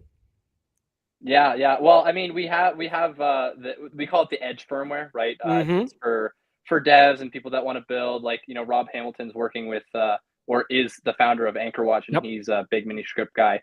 So it's not out for full release. Basically, what we always say is we don't want to push something quicker than it's ready, right? If something's not ready, we're not going to release it. So we don't have like a set deadline. We don't really believe in exactly a set deadline because we want to make sure that you're not going to lose any funds. Rob at AnchorWatch has tested out our edge firmware and has not lost any funds. There's no bugs like that. We're just obviously doing some last additional tests, making sure that what we're pushing is what we feel confident in. We don't want to be pushing stuff that we're not confident in. AnchorWatch is the Bitcoin insurance. Yeah, that's right. Very interesting product. Up and coming. Becca, I want to get Becca on our show and talk about that a little bit, because I think that's kind of she's awesome. No, I think it's a remember, really cool product. Yeah, like just also remember, like, anyone can do it. Obviously, they have proprietary software that, you know, they have a bit of a moat that they built around so that they can create a business out of it. Of course, if they gave it away for free, then it'd be tough to kind of offer that service for people. But anyone can do it. If you know a Bitcoin core dev or someone that can build this, there are people that are building it. So it's not just them. It's a lot of people. It's really cool. 100%. And quickly also, because I want to answer this question, is that HODLD from CoinKite? Yes, Mike. Yes, it is. That is HODLD from CoinKite. Hell yeah. It's the other HODLD. Oh yeah. No, that is HODLD. And the next question is that Ben from? No, it's not. Yes. I am the Bcash sessions, right? I'm the cheap knockoff that nobody wants. But regardless, Mr. Pablo, there was a question regarding the Bull app. If we have any announcements about that or anything coming down the pipe for the Bull app. I know you guys just added PayJoin and we still got it on Android. Yeah, PayJoin came out recently. Android came out recently. I think the reason why we're not in iOS is like Francis refused to buy an iPhone. Yeah. Like that was actually it. Like they're mad at him. All the core devs had a test iPhone. Like everybody had an iPhone. Francis was like, no.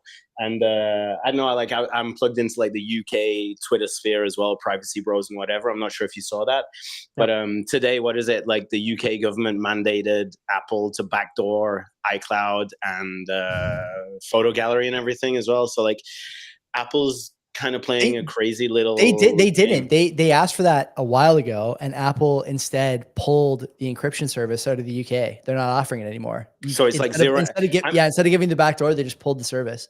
I'm working it out, right? Because I think I'm okay. Like I have an iPhone here, like iOS user. Oh yeah, you're fine. Bitcoin confessions. I use iOS, not graphene. You know? Same. I like to get where I want to go when I use Uber, not just get lost, because like I can't use Google Maps on the back end. In fact, like good luck. But anyway, I don't know. I don't know if I'm escaped it. Like I think I bought this cell in Canada, and I think like everything but my original iCloud account was UK. I stopped caring anyway, because like honestly my money's safe. Like, you know what I mean? Like I was going down the Privacy Bro route for so long, and then once I actually fully lent into Bitcoin, I was like, they can take everything. but what's valuable to me, right? You know, they can take my photos, my emails, whatever. Like, I know people fighting the privacy war out there. Salutes to you, hats off. But like, I think I just took a back seat and was like, my money's safe. So like, whatever, guys. 100%. I had a second follow-up question for you there, Pablo, as well too. What does it take to work for Bull Bitcoin? You got to deadlift how much, Joey?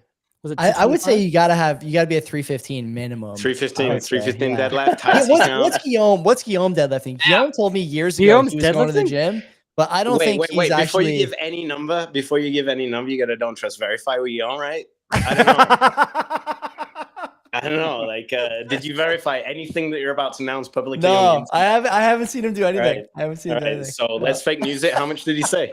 I don't remember what he said. I heard Guillaume say that he was doing 450. There's no way Guillaume does 450. I will say Guillaume. Okay, I'm going to answer this question. What does it take to work for Bull Bitcoin? Bull Bitcoin. I've gotten to know these guys over the last year or two, and I will say that the most important thing to work for Bull is you have got to be an extremist. I say this all the time. Like these guys are the best kind of extremists I've ever met. Francis actually an extremist in both official languages, as are a few of the others. And like these guys in the group chats, at the dinners, I've seen Francis' presentations. I've seen Pablo give talk. Like these guys, no mercy, no prisoners. There can be no hedging on your part. This is a burn the boats kind of company. That's what I would say. If you don't want to work for Bull, there's no 1 foot in, 1 foot out. You got to go all in or you ain't coming. Yeah. And like, I was so grateful. Like Bull actually like offered me the job. I was working at Kraken previously and I was just hanging out at the I didn't meetups. know that. Yeah. I'm not sure if I'm allowed to say that. I signed a DCA. I don't think I can say that. So much for that. We'll clip this part off the live stream. Anyway, like, I don't know. Kraken sucked, man. You couldn't say you worked for it. Like, you know what I mean? Like, this is not like a salary. It's an abusive relationship. This is a fucking lifestyle. And you like to be able to say when someone says, what do you do? And you know, you're at some dry ass event and like, everyone's like, so what do you do? It's your turn. And you can actually like show up and be like, yo, I work for Bull Bitcoin and it's badass. Yeah. Like, what do you do? Like, we change the world. I am the wave. You know what I mean? Like, I am the wave. Yeah. I need that shirt. I am the wave. So nice to have When that is the back shirt in for young coming? players. Shout out to show I am the sponsor wave AQUA. shirt. I am the wave, right? Yeah. No, Okay. it's so dope to get that kind of backing. Like essentially, like I'll just a little like 101 about how I got to work for Bull Bitcoin. So yeah, I was like grinding away customer service for unnamed shitcoin casino that I've named already twice. So DCA rip. Unnamed. But anyway, unnamed. And I was just like in the Montreal meetup, in the Quebec meetup, helping out as much as I could, just like soldiering, just in the trenches, just being a foot soldier for Bitcoin, not for any employer. And they were like, yo, do you want to do exactly what you do right now, but under our brand? And like, we'll just bring you into the brotherhood. I was like, are you kidding me? They were like, we need you. That's how it worked. I didn't even directly, there was no strategy. There was no way into Bull Bitcoin. It was just, they showed up and were like, yo, and honestly, a lot of our recruitment happens that way. People who contrib, like if you're a dev on that side, like everything's open source. So if you want to help us out, help us out. If you're already doing something you believe in and you're working for Bitcoin, like we'll come for you. Like we're coming for everyone, right? Everybody's going to be working under this Bitcoin flag, the Bull Bitcoin flag. But I will find you. Exactly, man. Exactly. Like Bull Bitcoin will come out there and find you. But it's been a dope ride so far. And I joined Bull Bitcoin on customer service. I was just, you know, you jump into the chat, you'll talk with like 4 or 5 Bitcoiners. They're hardcore maxis, they're extremists, like Joey said, but they'll also get your problems worked out and solutions. And I was doing that for like 6-7 months, but that wasn't my goal. Like, and I was chatting with Mathieu, like, and he was like, what do you want to do? I was like, I want to teach Bitcoin. He was like, okay, your time will come. Like, it was very like prophecy, man. Like, it was pure prophecy, man. He was like, okay, man, we believe in you and your time will come. And I was like, what does that mean? He was like, just sit on it. Just sit on it, man. So I waited like 6, 7, 8 months. Patience. The company grew. We brought more people in. And he was like, one day he showed up and was like, your time has come. And I was like, what's that mean? He was like, you do what you want. You go out there and like, and that's where I started calling myself smoke and dim lights, evangelist. and he walks into the room. It was dope, man. I was like, okay, so I get to write my own job basically. And I was like, I want to teach Bitcoin underneath Bull Bitcoin. And it's just been so cool to be able to like, I got kicked out of teaching. Like I was a fiat teacher and COVID just put an end to that. It just stabbed my heart. Were you really? Yeah. Right through. Yeah, a qualified teacher in Quebec teaching English as a second language. Like, oh yeah, my yeah, God. yeah. I Yeah, went yeah, to so college once upon a time. Yeah, it Yeah, we wasn't all for made me either. mistakes. Yeah. It wasn't for me either. Yeah, so Interesting. I was a non-legal teacher for about 6 years. I wanted to get like tenure and everything. I wanted to be able to get like a full position. So I went back to university for the second time, did a 4-year bachelor degree with fiat education. Jeez. I was like, my God, this system is broken. And at the Mhm. same time, COVID was going on.